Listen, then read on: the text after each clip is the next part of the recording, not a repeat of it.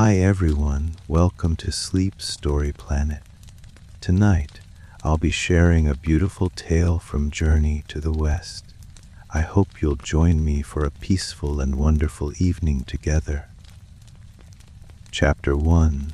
The Divine Monkey is Born. Long, long ago, in a world very different from our own, there was a land called the Olai Kingdom on a great eastern continent. Not too far from this kingdom, right by the edge of the wide blue sea, stood a beautiful mountain. It was called Flower Fruit Mountain. The mountain was a wonder to behold. Its slopes were covered in all kinds of sweet fruits. There were juicy peaches, creamy bananas, sweet watermelons, and tangy pineapples. It was also a happy home for many little animals. Squirrels chased each other up the trees, elephants ambled peacefully through the groves, and herds of graceful deer nibbled on the soft grass. And of course, there were many, many monkeys chattering and playing all day long. Right where Flower Fruit Mountain met the sea, there was a massive stone reef. For ages and ages, this great rock was touched by the wind and washed by the waves. It soaked in the light of the sun and the moon and gathered the pure essence of the heavens and the earth. Over many long years, it slowly became magical. One day, a great wave crashed upon the shore, and the giant rock suddenly split open with a soft crack. Inside, there was a perfectly round stone egg. Another 500 years passed in the blink of an eye. Then, with a sound like a gentle thunderclap, the stone egg broke open, and out leaped a stone monkey. The little stone monkey rubbed his eyes and slowly opened them, taking his first look at the world around him. Oh, what a lovely sight it was! The sea was a brilliant blue, the sky was vast and clear, and the deep green forests stretched as far as he could see. He was filled with joy. He happily stretched his little arms and legs, then climbed down from the rock and began to hop and skip his way towards the forest. Everything was new and exciting to him. He watched a little rabbit bounce across his path. He listened to the birds singing their cheerful songs from the high branches. He soon came to a clear, winding stream. As he bent down for a drink, he saw his own face looking back at him from the water. He was so surprised at first that he jumped back and ran away. But his curiosity soon brought him back. He crept to the edge of the stream very carefully and looked into the water again. He stared for a long time at the reflection. Slowly, very slowly, he began to understand. The face in the water was his own. That was what he looked like.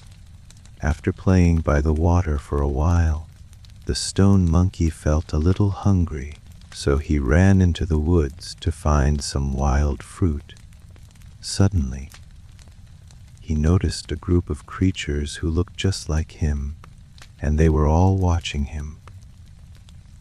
The stone monkey wasn't scared.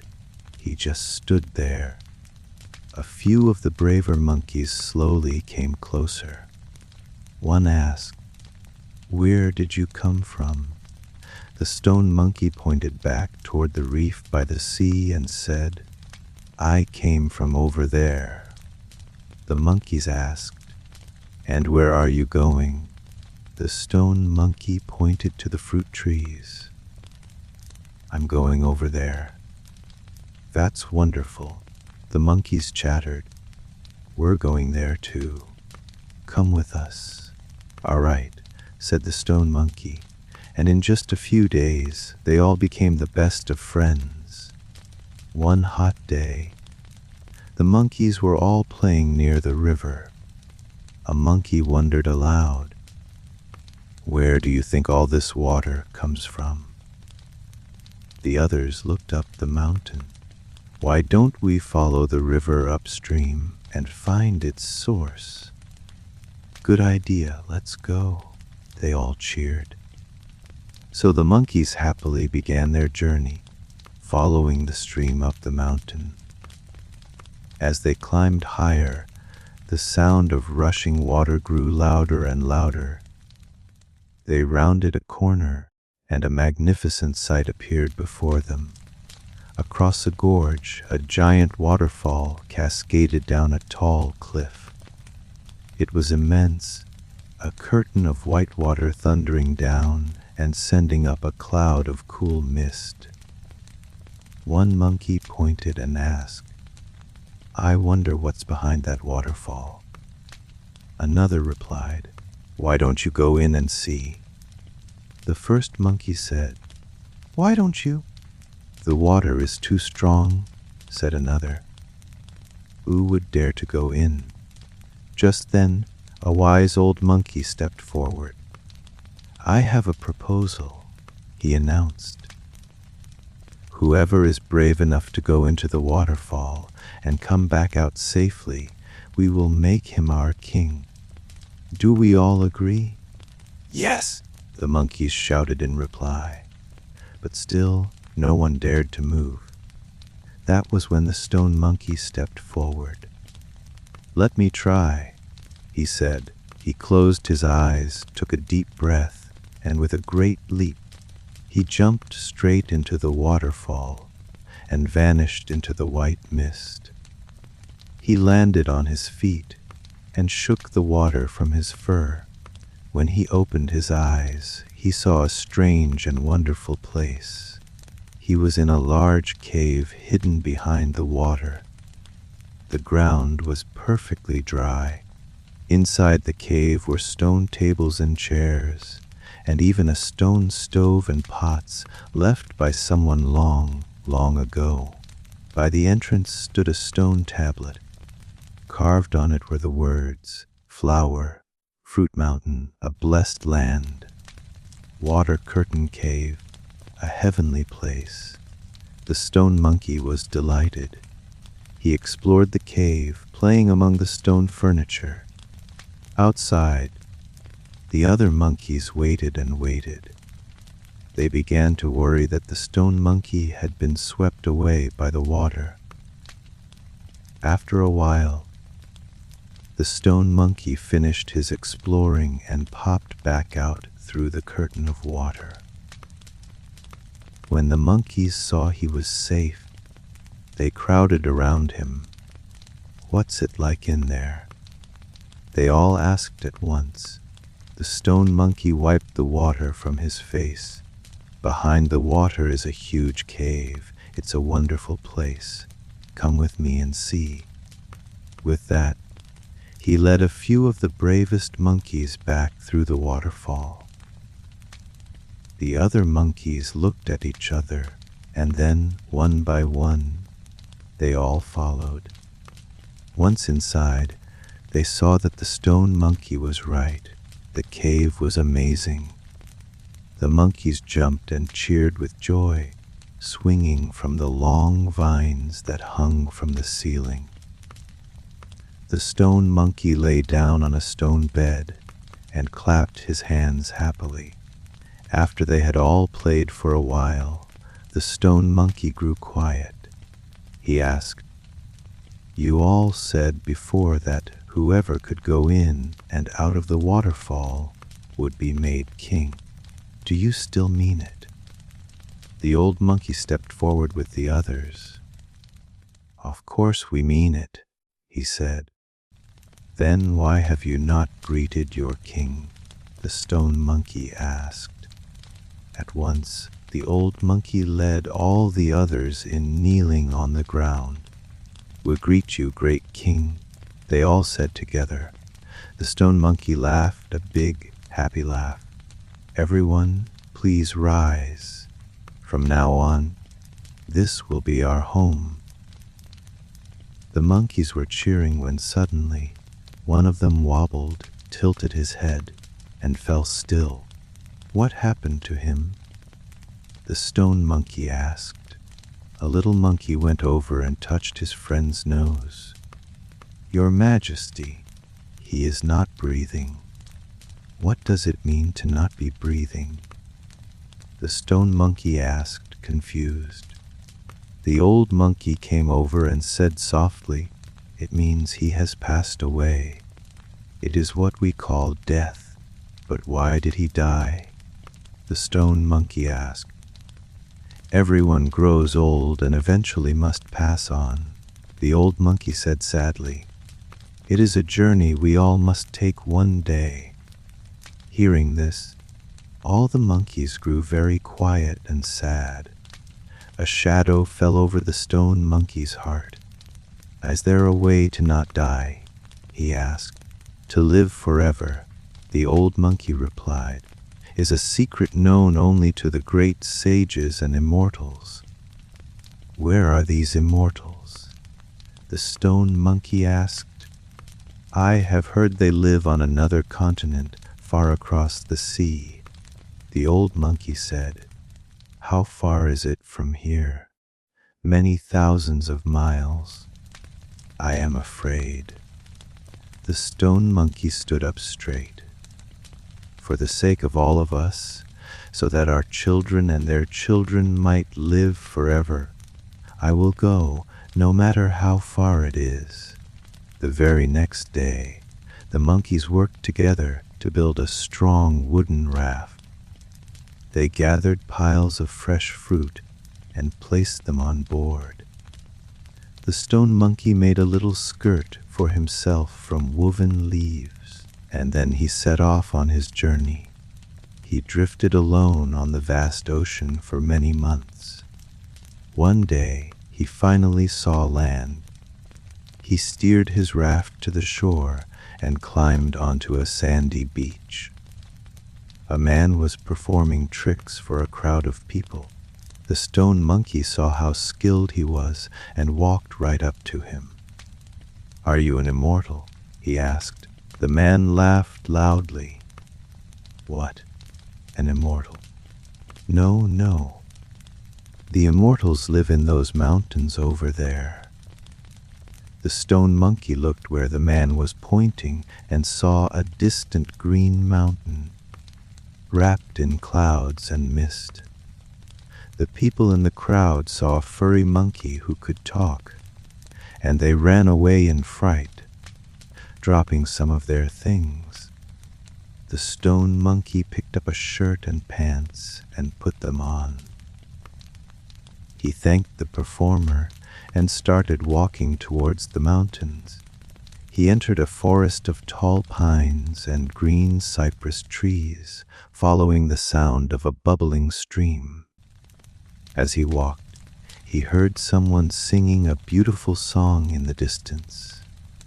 Soon, a woodcutter carrying a load of firewood came down the path. The stone monkey bowed deeply. Honorable old immortal, I greet you, he said. The woodcutter put down his firewood and smiled. What did you call me? An old immortal? I am just a simple woodcutter. But if you are not an immortal, the stone monkey said, how do you know an immortal's song? The woodcutter chuckled. Oh, this song. A wise old master who lives on this mountain taught it to me. I do not know if he is an immortal, but he is very close to one. Hearing this, the stone monkey's heart leaped with joy. Where does he live? He asked eagerly. Just follow this path all the way to the top of the mountain. The woodcutter said, you will see his home, a great cave.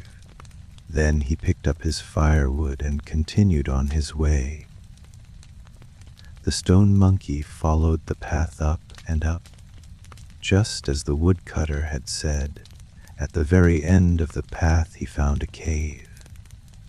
Next to it was a stone tablet that read, "The mountain of heart and mind, the cave of the slanted moon and 3 stars." The stone monkey suddenly felt hungry, so he leaped into a pine tree to pick some pine nuts. Just then, the door to the cave opened, and a young boy stepped out. He looked around and asked, "Who is making such a racket out here?" The stone monkey quickly jumped down from the tree. "It is me," he said. The boy was startled. "Where are you from, and what do you want?" "I have come from a very, very faraway place across the sea," the stone monkey said. "I am here to become a student and learn the great truths." At that moment, a deep, calm voice came from inside the cave. "Let him come in." The boy pouted a little. "The master says you can come in. Follow me." The stone monkey followed the boy into the cave. There, on a high platform, sat an old man with a long white beard. Many other students stood quietly at his sides, listening to his teachings. The stone monkey bowed. "Old immortal, hello," the boy whispered.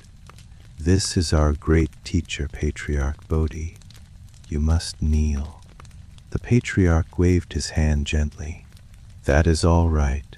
Let me ask you, where are you from, and why have you come here?" The stone monkey put his hands together respectfully.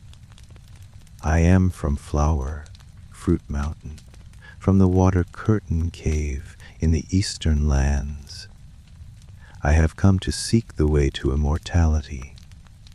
But when he heard this, the patriarch seemed to grow angry. "Guards," he called out, "send him away." 2 of the students came and started to pull the stone monkey towards the door. "Let me go," he shouted, struggling. "I truly did come from there." The patriarch raised his hand. "Let him go. You say you are from the eastern continent. That is thousands of miles away, with a great ocean in between.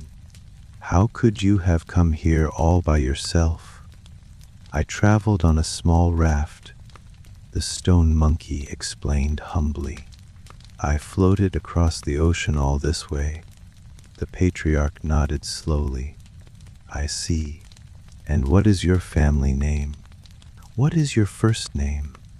The stone monkey thought for a moment. "I have no mother or father.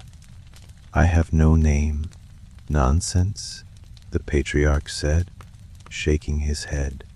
"Everyone has parents. How can you have none?" "It is the truth," the stone monkey replied. "I was born from a stone. I beg you, Master, please give me a name.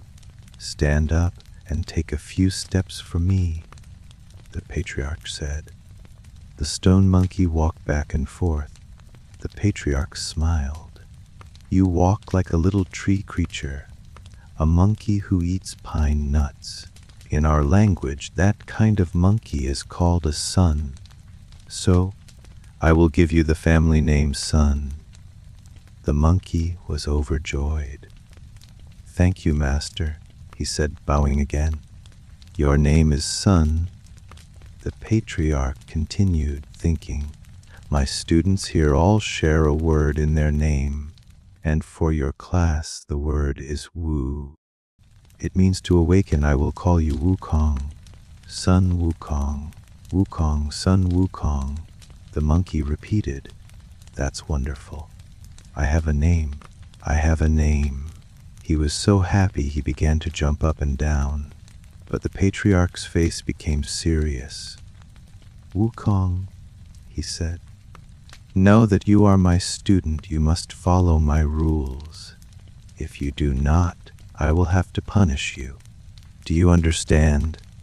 "Yes, Master, I understand," Wukong said quickly. Good, the patriarch nodded. You may go. And so Wukong stayed in the cave. Every day, he listened to the patriarch's teachings and practiced his lessons with the other students. 6 or 7 years passed by in a flash.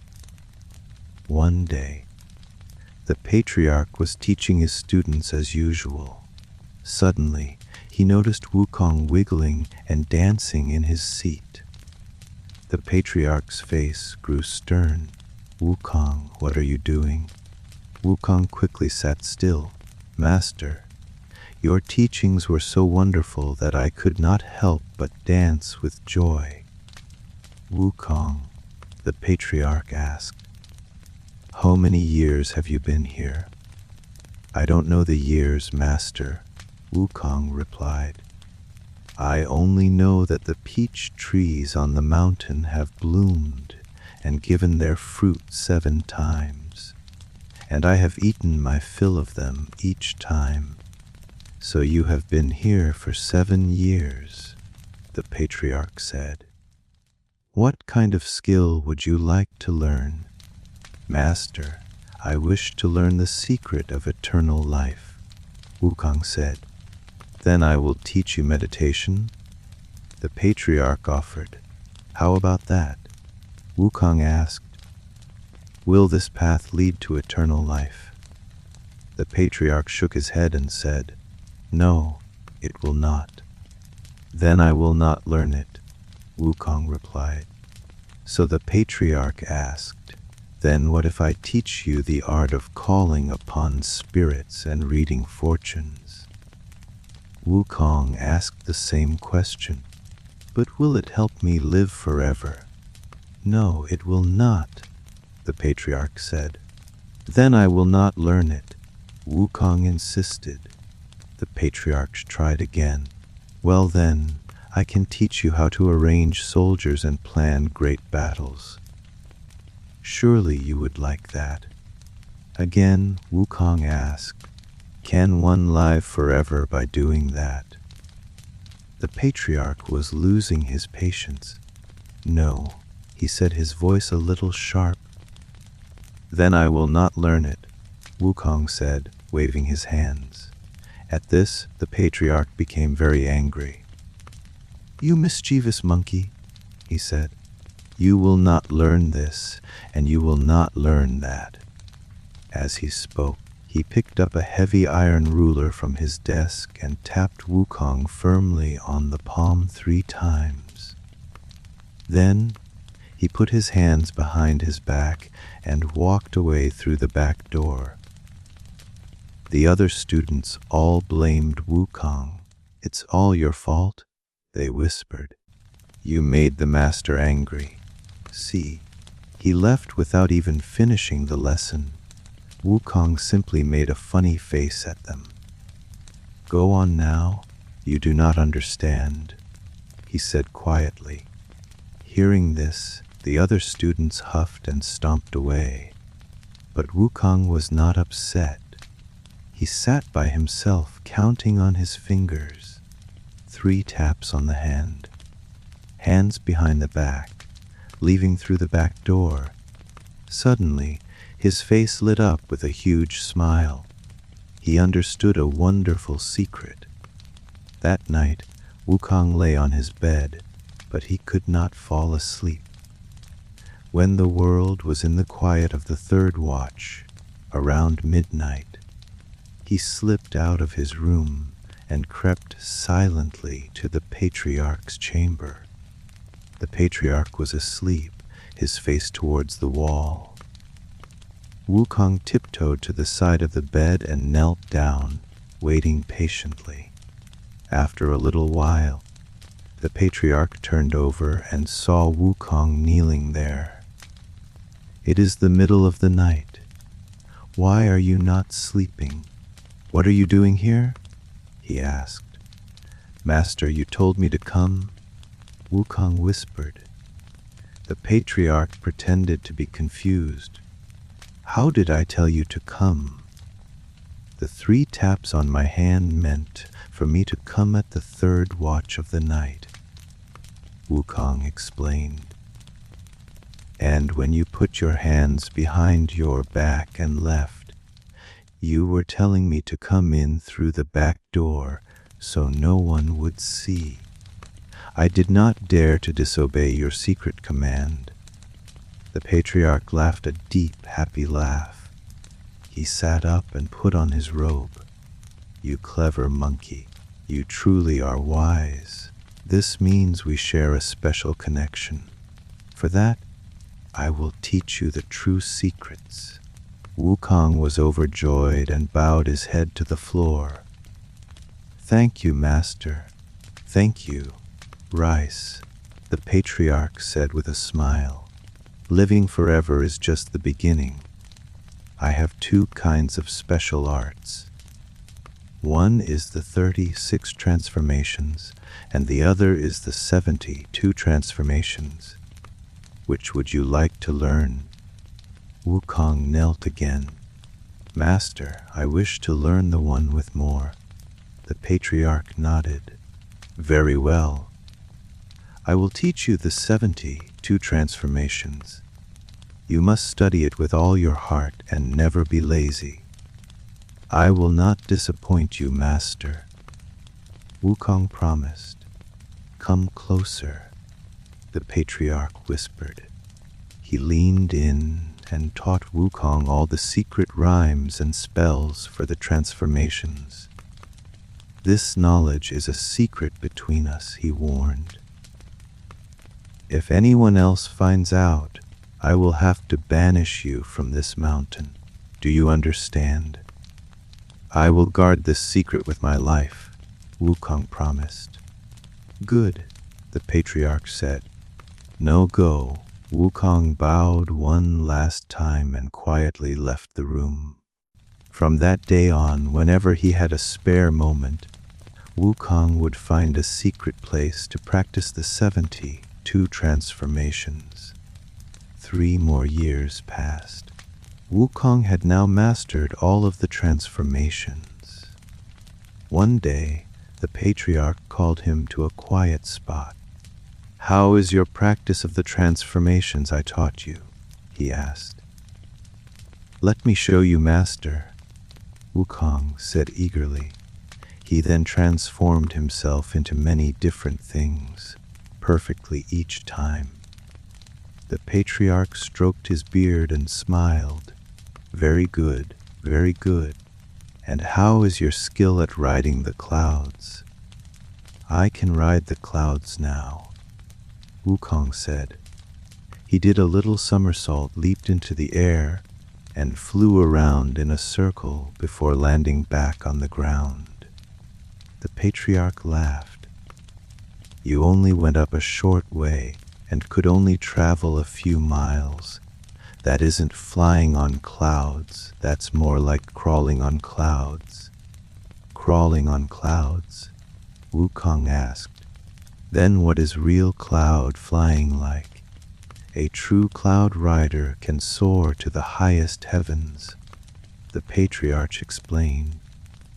They can travel thousands of miles in a single day and see the whole world.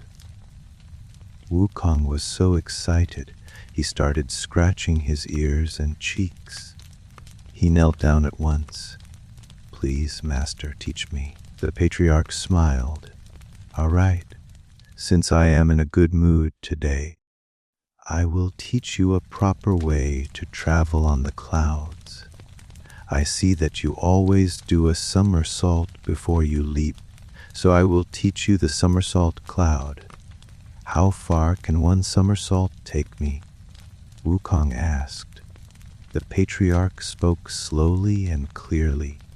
108,000 miles. Wonderful.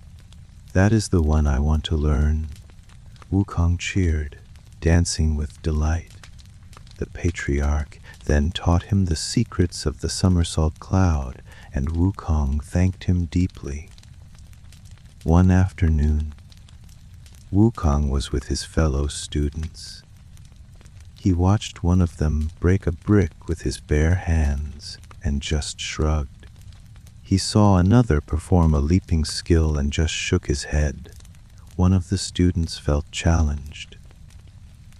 "Wukong," he said, "we all hear the master taught you his best skills. Why don't you show us something to impress us?" Wukong smiled. "That's easy. What would you like me to do?" How about you turn into a pine tree?" the student suggested. "All right, watch this," Wukong said. He put one hand on his hip, pointed with the other, and shouted, "Change." In an instant, he became a tall, perfect pine tree standing right there. All the other students clapped and cheered. "Amazing. Wukong has great skill," feeling very proud. Wukong changed back into his true form, while his friends continued to applaud. But their loud cheering woke the patriarch from his afternoon nap. He came out, swishing his fly whisk. "What is all this noise about?" he asked. The students stood quietly. "Master, we were just watching Wukong show us his skills." The patriarch's face grew dark. "Wukong," he said sternly, "did I teach you these arts so you could show off in front of others?" Wukong immediately knelt on the ground. "Master, I know I was wrong. Please punish me." The patriarch sighed a long sigh. "I will not punish you," he said, "but you must leave." "Yes, master," Wukong said. Standing up, he took 2 steps, then stopped. "Master, where am I supposed to go?" The patriarch spoke softly. "You must go back to where you came from." Wukong felt a great sadness. He fell to his knees again. "Master, are you sending me away?" "It is not that I want to send you away," the patriarch said. "It is that our time as master and student has come to an end." Wukong hugged the patriarch's legs. "Master, you have shown me such kindness. I have not even had a chance to repay you. How can you bear to send me away?" The patriarch laughed gently. "There is no need to speak of repayment. Just promise me that in the future, if you get into trouble, you will never tell anyone that I was your teacher. That will be thanks enough." Wukong bowed his head to the ground. "Master, do not worry. Whatever I do, I will take the blame myself. I would never dare to cause you trouble." "Very good," the patriarch said. "Remember this. When you leave this mountain, try to do good things. But if you ever use these skills to do evil, I will find you, no matter where you run, and I will not forgive you. Now go." With those words, he turned and went back into his cave. With tears in his eyes, Wukong bowed 3 more times to his master's back. Then he leaped into the air, did a somersault, and flew away on his cloud, heading back toward Flower Fruit Mountain. This journey was very different from his first one. In the blink of an eye, he had crossed thousands of mountains and rivers. Soon, he was hovering in the air right above his home, the Water Curtain Cave. He landed his cloud and called out, "My children, I have returned." For a moment, there was no answer. Then an old monkey peeked out cautiously. When he saw who it was, he cried out, "It truly is the king. The king has returned." Then he led a group of monkeys out to greet him. Wukong saw that their clothes were torn and they all looked sad. "What has happened here in the years I was away?" he asked urgently. The old monkey stepped forward. "Great king, After you left, a terrible monster came. He took over our cave, and we are not strong enough to fight him. A monster. What is his name? Wukong asked. They call him the Demon King of Chaos. The old monkey replied. Wukong's eyes flashed with anger. Where is this demon now? He is inside our water curtain cave right now, feasting and drinking. Wukong felt he might burst with fury. He waved his hand. My children, follow me. We are going to settle this. The little monkeys all cheered and followed their king. Wukong led them to the cave, and sure enough, he saw a horrible demon with a green face and long fangs sitting on his stone bed. Little demons were pouring wine for him. Wukong pointed at the demon and shouted, "Who are you to bully my family and steal my home?" The demon looked at Wukong and laughed a terrible laugh. You're nothing but a scrawny little monkey. You're not even big enough for a snack. Get out of here if you know what's good for you. Wukong was furious. Ha! I will show you how powerful this monkey is, he cried, and leaped forward to punch the demon. The demon pushed his servants aside and raised a large 9-ringed sword to strike Wukong. But Wukong was too fast. He ducked under the blade with ease and landed a powerful punch right in the demon's side. The demon could not handle such a blow. He gasped, fell to the ground, and did not move again. When the smaller demons saw their king was defeated, they all scattered and ran away in terror. Wukong had reclaimed the water curtain cave for his monkeys. The old monkey came to him. Great king, where have you been all these years? We have missed you so much. I missed you too. Wukong said, I went to a very faraway place and met a great sage. He even gave me a name. A name? What is it? The old monkey asked. My family name is Sun, and my first name is Wukong. If the king's name is Sun, the old monkey declared, then we will all take the name Sun as well. Wukong laughed.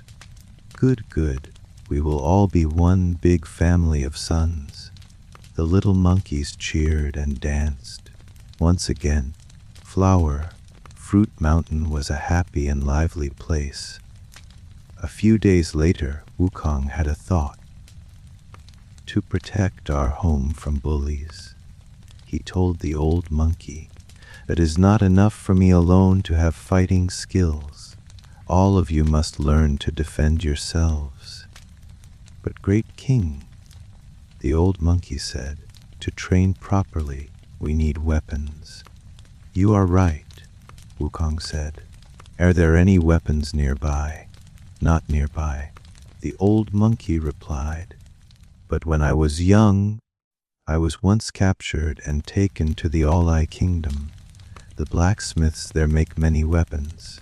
Good, said Wukong. You all wait here. I will be right back. He did a somersault, and in an instant he was flying high above the All-Eye Kingdom. He looked down and saw a military camp with hundreds of weapons on racks. There were swords, spears, and staffs of every kind. Wukong was pleased.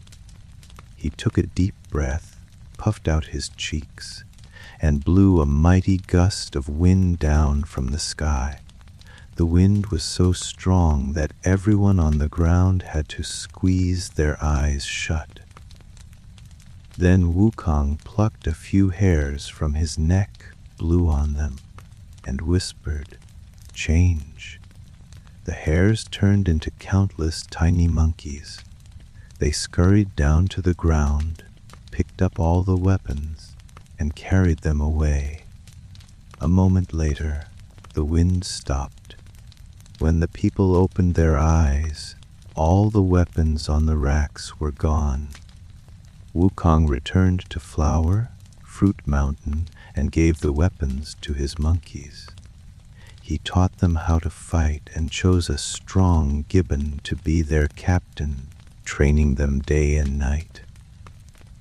One day, after training was done, the gibbon captain said to Wukong, "Great King, you seem happy today. Will you show us some of your own skills?" "All right," Wukong said. "Bring me my 9-ringed sword." A few little monkeys struggled to carry the heavy sword over. Wukong took it in his hands and began to swing it in the training yard. He moved so fast that all the other monkeys could see was a blur of steel. They cheered and clapped.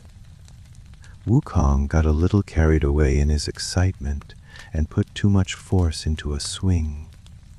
There was a loud cracking sound, and the sword snapped into 2 pieces. All the monkeys fell silent. Wukong threw the broken half to the ground. "How disappointing. It's a shame I don't have a weapon that is worthy of my strength." The gibbon captain stepped forward. "Great King," he said, "I have a question. Are you able to travel in the water?" "Of course," Wukong declared proudly. "I can go anywhere, to the heavens above or the earth below. Water is no problem for me." "That is good," the captain said, "because the stream in our water curtain cave flows deep into the earth, all the way to the Dragon Palace of the Eastern Sea. The Dragon King is the richest king in all the oceans. He must have countless treasures. If you were to go and borrow a weapon from him, surely you would find one you like." "An excellent idea," Wukong said. "You all wait here. I will go and be right back." With that, he took a deep breath, leaped into the water, and disappeared from sight. Wukong leaped into the water. He whispered a water-parting spell, and the waves parted before him as he dove into the sea. The water curtain cave led directly to the Dragon Palace of the Eastern Sea. Sunlight filtered down through the surface of the water, creating a shimmering, sparkling world. Schools of fish swam here and there, and corals of every color bloomed in a beautiful display. Wukong admired the view for a moment before swimming down toward the ocean floor. After traveling for some miles, Wukong saw a procession ahead. It was made of sea dragons and seahorses, turtles and crabs, all carrying various fruits on their backs. Wukong guessed they must be bringing gifts for the old Dragon King. No one else in the sea had such power and influence. He followed them for a while, and soon a magnificent palace appeared before him. On a high plaque above the entrance were 3 grand words, "Crystal Palace." Wukong walked straight to the entrance of the main hall, but was blocked by 2 shrimp soldiers and crab generals. They held steel tridents and demanded, "Stop. Who are you?" Wukong did not answer. He simply took their tridents, tossed them aside, and walked straight in, calling out, "Old neighbor, old neighbor." The old Dragon King was sitting on his throne, enjoying some wine. Hearing the call, he set down his cup and asked, "Who is it?" Wukong strode forward and sat himself down on a stool. He cupped his hands in greeting and said, "Greetings, old neighbor.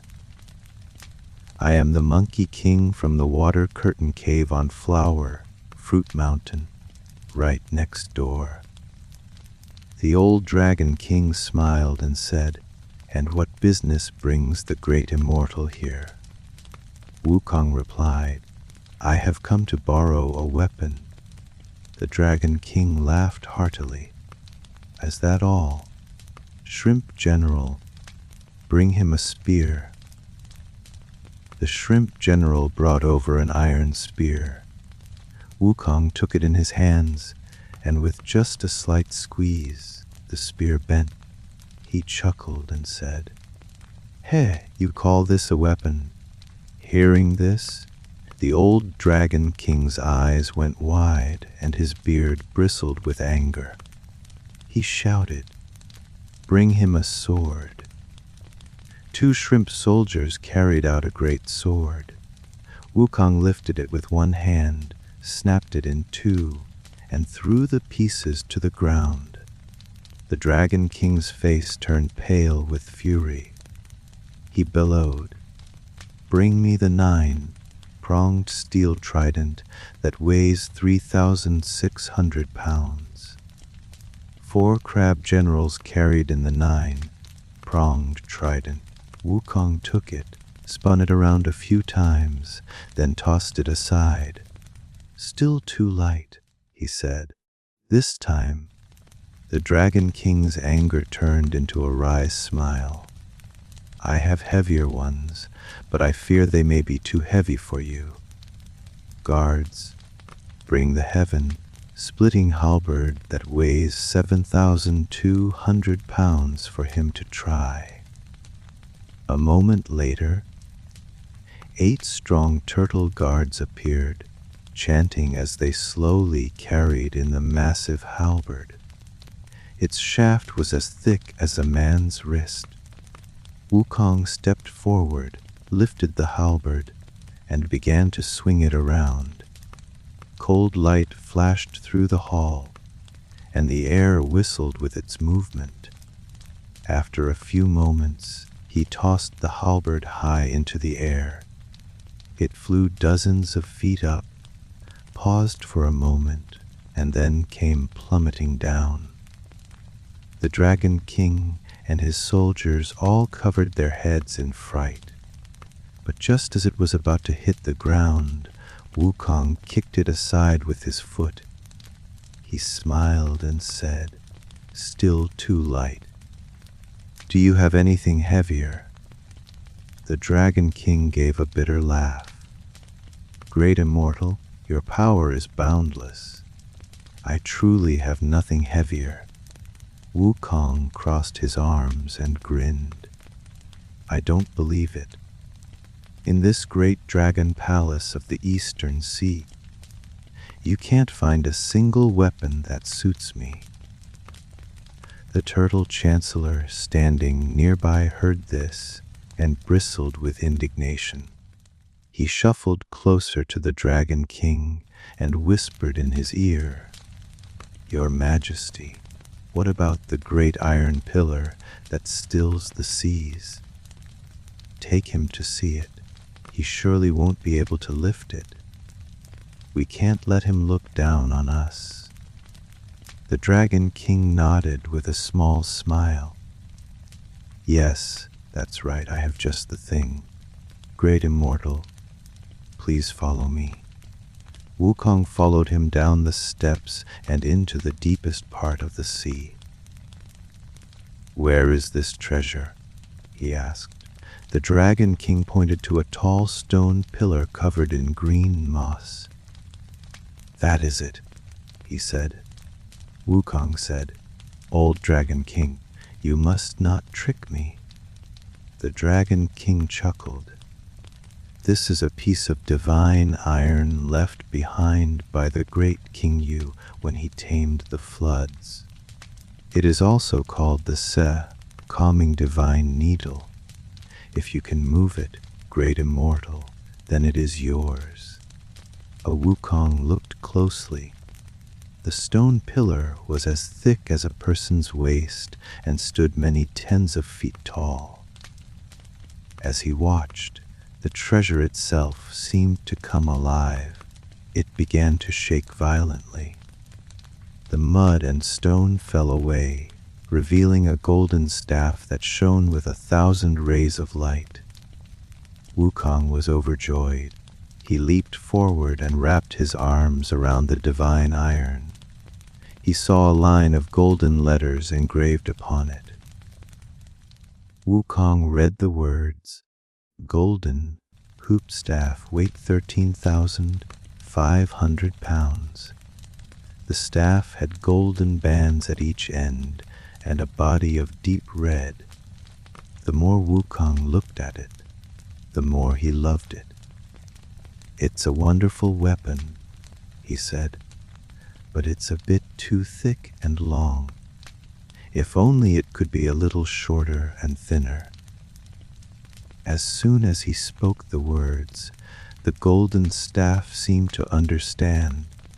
It glowed brightly and instantly became a little thinner and much shorter. Wukong and the Dragon King were both stunned. Wukong immediately understood. He hugged the golden staff, patting and stroking it. "What a marvelous treasure," he praised. Shorter still, and thinner, the golden staff shrank again. Wukong repeated the wish 2 more times, then wrapped his hands around the staff and pulled with all his might. The golden, hooped staff was lifted clean from its place. He then chanted several times, "Small, small, small." The staff became as thick as his wrist and just his height, a perfect size for him to wield. Wukong began to swing the staff, and the entire dragon palace started to shake violently. Seeing Wukong holding the staff so fondly, the Dragon King was both shocked and angry. "That is the treasure that keeps my sea calm. You cannot take it," he said. Wukong replied, "You said if I could lift it, it was mine. Are you going back on your word?" The Dragon King was speechless with rage. Wukong whispered a spell, turning the golden, hooped staff into a tiny embroidery needle, which he tucked behind his ear. Then he led the old Dragon King back to the main hall and said, "Thank you, old Dragon King, for this wonderful gift. But now that I have a weapon, I still lack a suit of armor. Since I've already troubled you once, I might as well get a full set from you." The Dragon King said with a heavy heart, "I do not have such things." "You don't? Who are you trying to fool?" Wukong sat down again and said, "If you do not give me some today, then I, old son, will simply not leave." The Dragon King had no choice. He said, "Great Immortal, please calm down. I may not have armor here, but my brothers in the other seas do. Please wait a moment while I summon them." With that, he ordered his subjects to beat an iron drum and strike a golden bell. The sound traveled for 1,000 miles. The Dragon King of the South Sea, Ao Qin, the Dragon King of the North Sea, Ao Shun, and the Dragon King of the West Sea, Ao Run, all heard the summons and rushed over. Seeing the Dragon King of the Eastern Sea, Ao Guang, they asked, "Brother, what is so urgent that you have called us here?" Ao Guang said to Wukong, "Great Immortal, please have a seat. I will be right back." Wukong waved his hand and said, "Go on, go on." Ao Guang led the other 3 Dragon Kings aside and spoke in a low voice. "Today a monkey of great power came. He took my calming divine needle, and now demands a suit of armor from me. I have no armor to give him, so I have called you brothers here to discuss what to do. The North Sea Dragon King, O Shun, said, Brother, there is no need to waste words on this monkey. Let us brothers charge in together, capture him, and tear him to pieces. O Guang replied with a pained expression, Brother, you do not understand. His golden hoop staff is deadly. A single touch could be the end of us. Who would dare go near him? The West Sea Dragon King, Run, had an idea.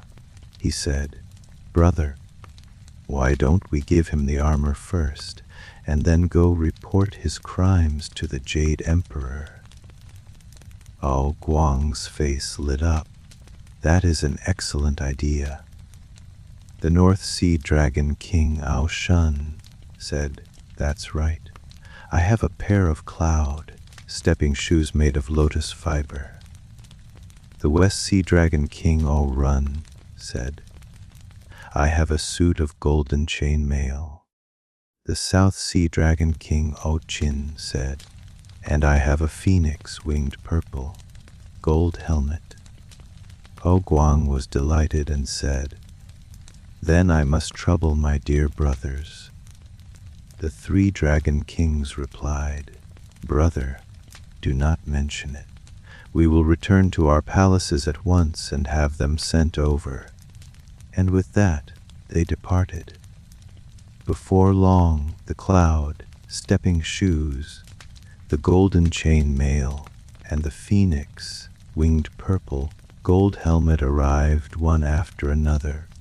Ao Guang had them placed on jade platters and presented them to Wukong piece by piece. Wukong was overjoyed.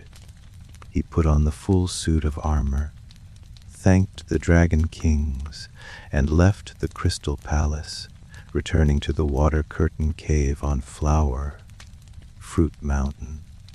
When Wukong descended from the clouds, all the monkeys, big and small, came to greet him. A little monkey touched Wukong's armor and said, Your Majesty, your armor is so beautiful. An old monkey asked, Your Majesty, where is the weapon you borrowed? Wukong took the golden, hooped staff from his ear. The monkeys all gathered around to look. Some asked, Is it just an embroidery needle? The Wukong waved his hand and said, Children, stand back. He planted the staff in the ground and shouted, Grow. The staff shot upwards like a bamboo stalk, growing wildly until it touched the very edge of the sky. The monkeys saw this and cheered with delight. What a wonderful treasure, a wonderful treasure. The commotion stirred the wolves, tigers, leopards, and the demons from the 72 caves in the mountains. They all came to pay their respects to Wukong, bowing low to the ground. Wukong then selected 4 brave and skilled gibbons from his monkey soldiers to be his generals. He commanded them to train the troops, while he himself spent his days soaring on his cloud, traveling the 4 seas to seek out immortals and make new friends. He befriended 6 other powerful demon kings, the Bull Demon King, the Flood Dragon King, the Rock Demon King, the Lion Camel King, the Macaque King, and the Wild Boar King. Wukong spent his days feasting and chatting with his demon king friends, practicing their martial arts together. One day, the Wild Boar King said, We are all so happy drinking together today. Why don't we swear an oath to become sworn brothers? From now on, we will share in good fortune and stand together in hard times. Everyone agreed it was a fine idea. They arranged themselves by age, with the Bull Demon King as the eldest brother and Wukong as the youngest. The Bull Demon King raised his cup and said, "Today, the 7 of us have found a common spirit and become sworn brothers. This is a truly joyous occasion. What's more, our brother Wukong is not only incredibly skilled, but also handsome in appearance. He is truly worthy of the name Handsome Monkey King." Handsome Monkey King. A fine name, the other demon kings said, raising their cups to toast Wukong. Wukong also raised his cup and smiled. "Good. From now on, I, old son, will be known as the Handsome Monkey King." Ha ha ha. They all drank happily and did not part until they had their fill. One day, while Wukong was taking an afternoon nap, 2 spirits appeared, one dressed in black and one in white. They carried an iron chain and fastened it around his neck. In a daze, Wukong followed them. After walking for a few miles, they arrived outside a city. Wukong looked up and saw 3 large words on the city gate: the underworld.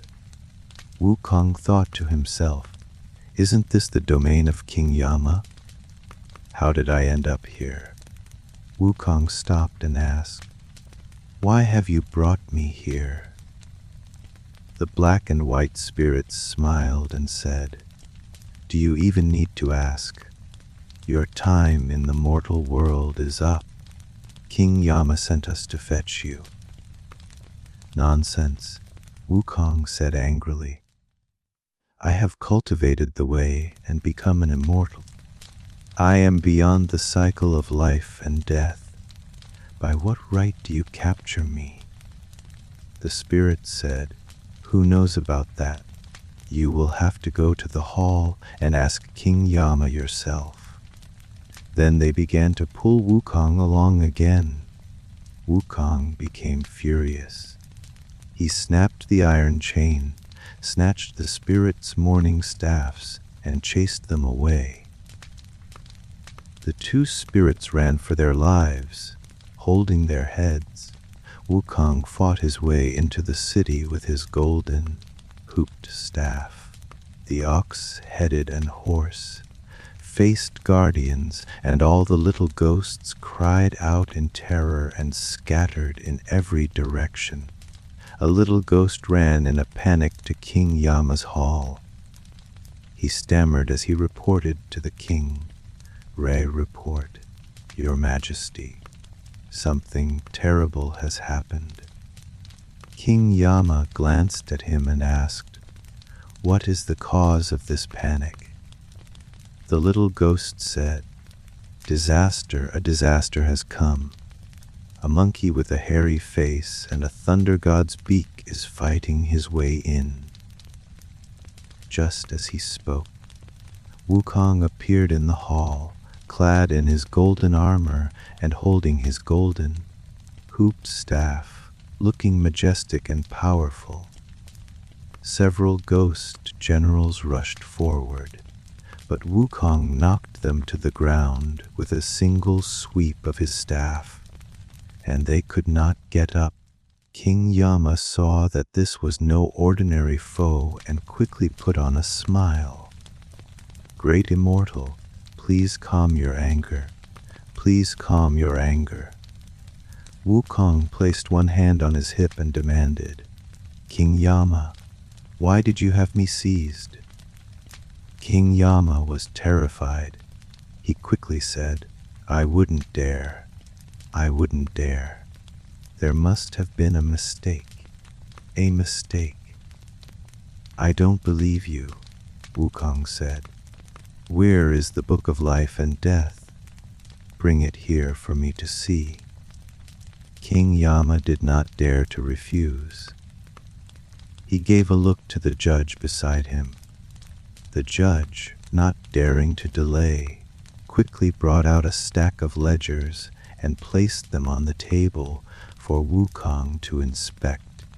King Yama then hastily offered his own throne, saying, "Great Immortal, please have a seat and look through them at your leisure." Wukong snorted, sat down on King Yama's throne, and began flipping through the books in a grand manner. He saw that the covers were labeled insects, fish, primates, and so on. Wukong opened the volume for primates and found the section on monkeys. There, he saw it written clearly, "Stone monkey of flower, fruit mountain, lifespan to be 30 years. Wukong was furious. He cursed, "Old son, have already achieved the rank of immortal. How can I be bound by these mortal limits? Bring me a brush." King Yama had no choice but to have the judge bring him a brush and ink.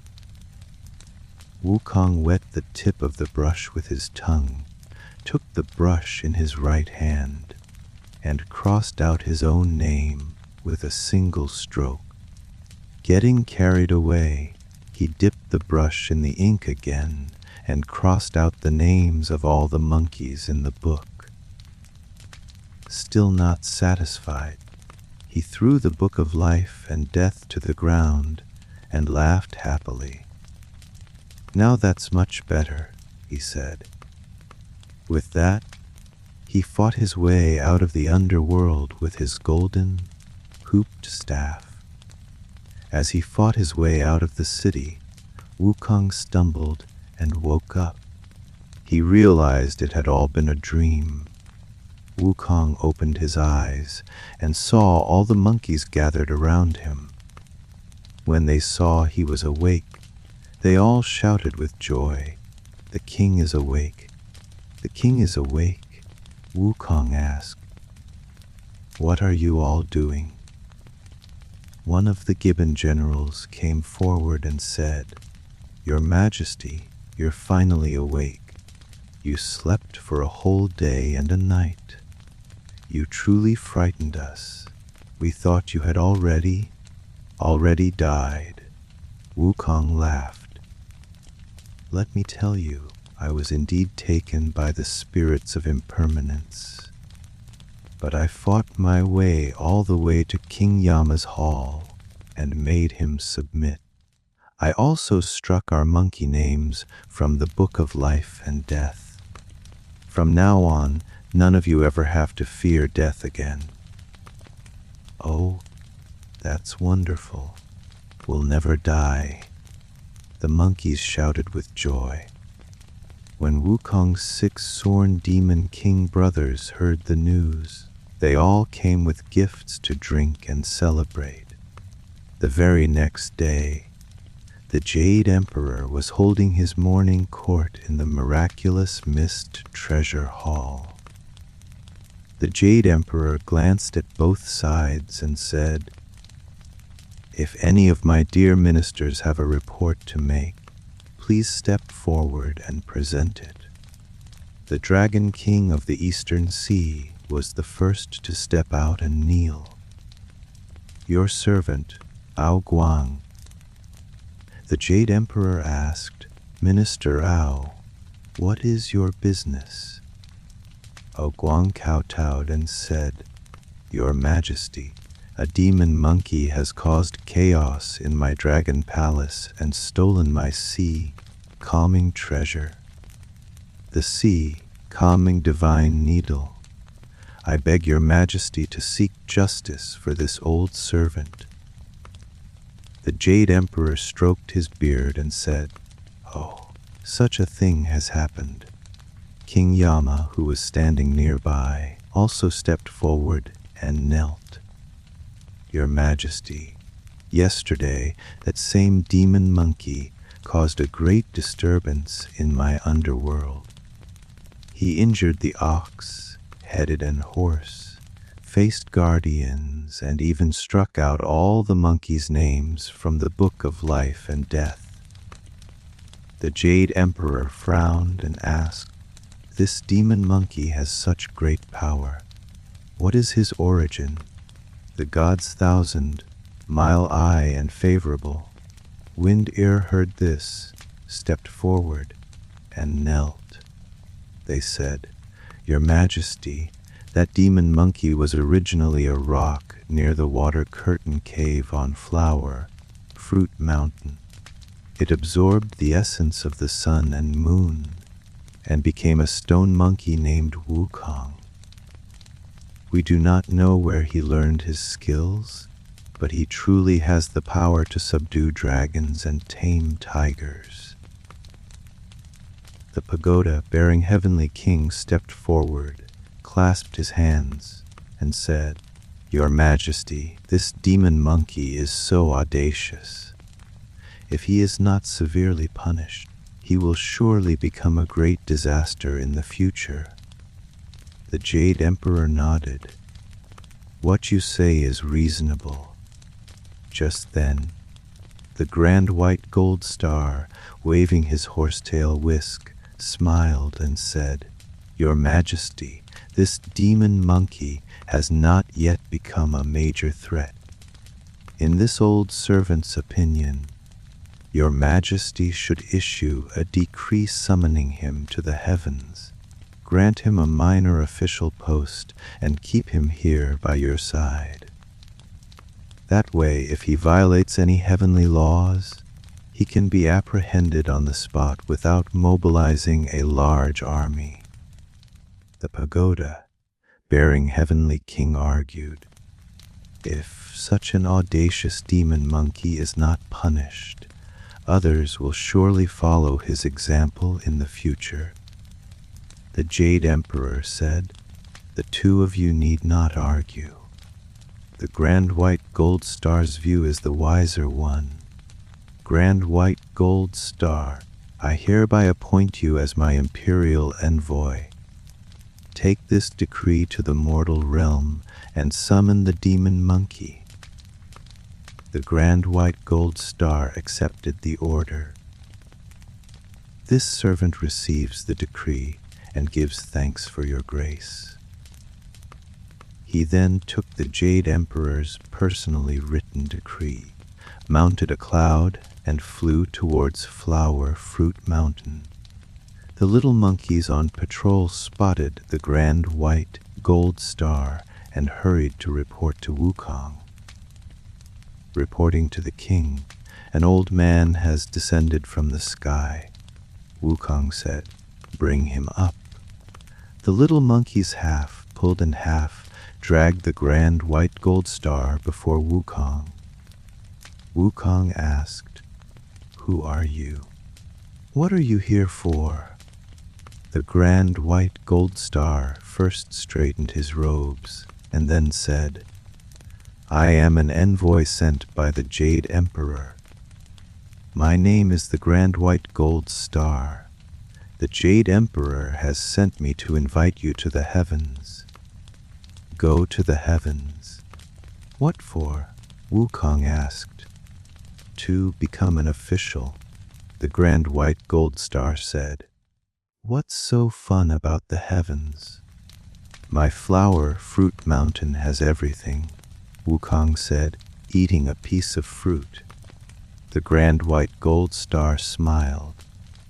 "This Fruit Mountain is indeed beautiful, with its green hills and clear waters. But compared to the heavens, it is a far cry." Wukong asked, "What are the heavens like?" The Grand White Gold Star spoke slowly and calmly. "In the heavens, there are flowers that bloom in every season and fruits that are ripe all year long. The stars form a silver river, and rainbows serve as bridges. The scenery is truly beyond description. For a king with such skills as yourself, wouldn't it be a shame not to see it with your own eyes?" The Wukong's eyes widened. "Is it really as good as you say?" The Grand White Gold Star replied. Of course it is. Wukong became interested. If that is true, then I, old son, must go and see for myself. Hearing this, the little monkeys all started shouting, "King, we want to go too. We want to go too." All right, the king will take you," Wukong promised. "Let me go up to the heavens first and have a look. If it is truly as good as he says, I will bring you all with me." Hooray!